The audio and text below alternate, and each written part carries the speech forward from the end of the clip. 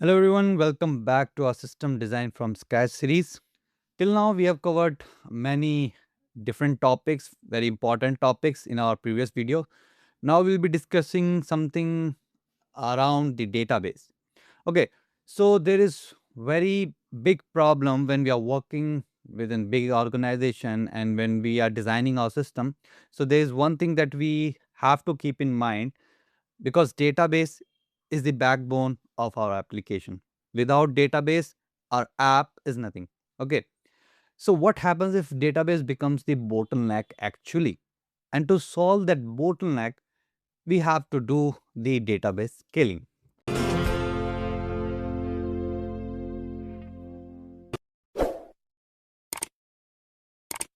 So today in this video, we'll discuss why database becomes bottleneck and how we do vertical scaling in the database and how to create read replicas, scaling problem, what is sharding, and the challenges. So let's understand the problem. So we have user who are using our application and then they are doing the write and read operation to our databases. This works well initially, but when the traffic grows, more read requests came in, more write requests came in, more concurrent users are using our applications. So now the database has to handle everything. Databases are not infinitely scalable, right? We have limits on CPU, memory, disk, and connection. As traffic increases, queries become slower and the chances of getting database locked increase.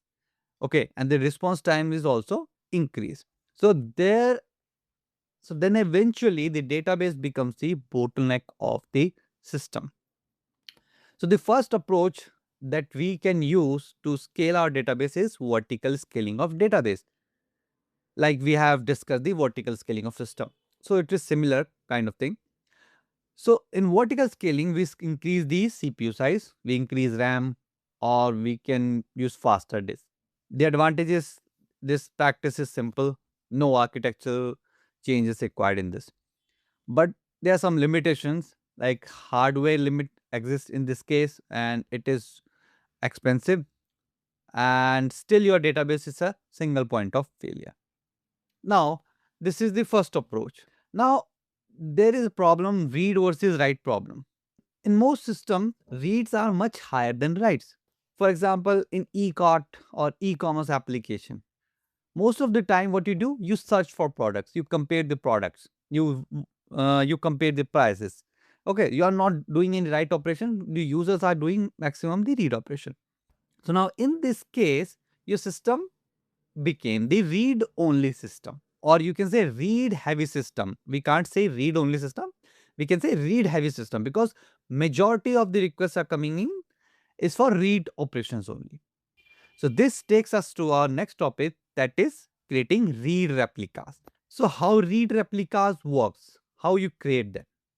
So how it works basically, all writes that you do, like write operation, like you place an order or something like that, where a write operation is being performed, that goes to your primary database.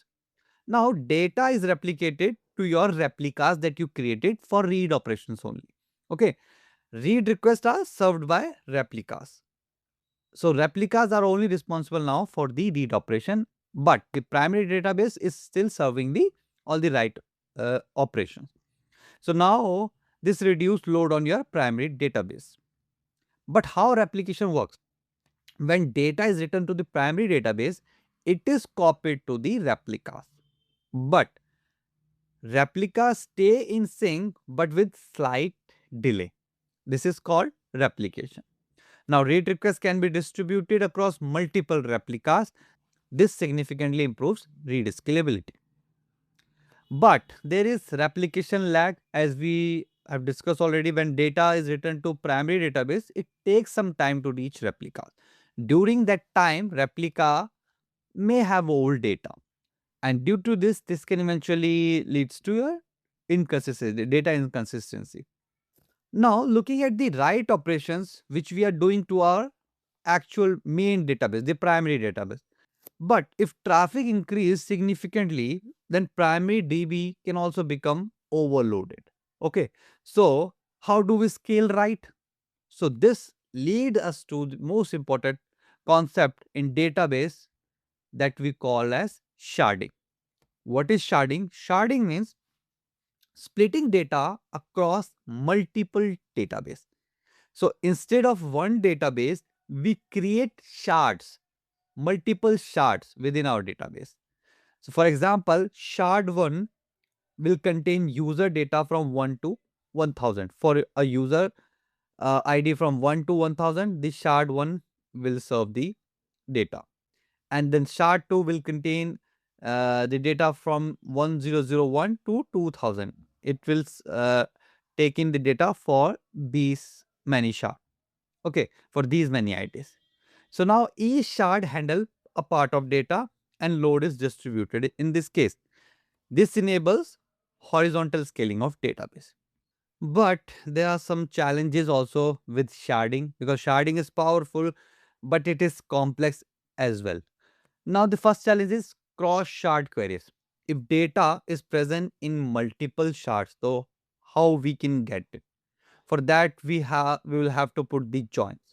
Okay, so in that case query become difficult, right? Because join across shards, that means it is very complex.